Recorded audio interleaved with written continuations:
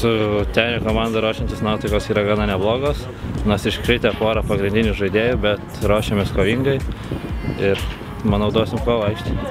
Esu nusiteikęs pilnai atsidirbti 100% aikštėje, o kaip pasirodysiu, tai bus matyti penktadienį.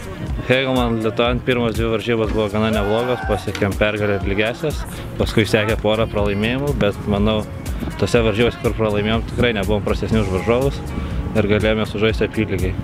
Gerai žaidėm susikoncentravę, greit išėjom į atakas ir išnaudojom savo progas, kas pritrūko prieš Jonavą ir prieš Stumbrą, ko neišnaudojome.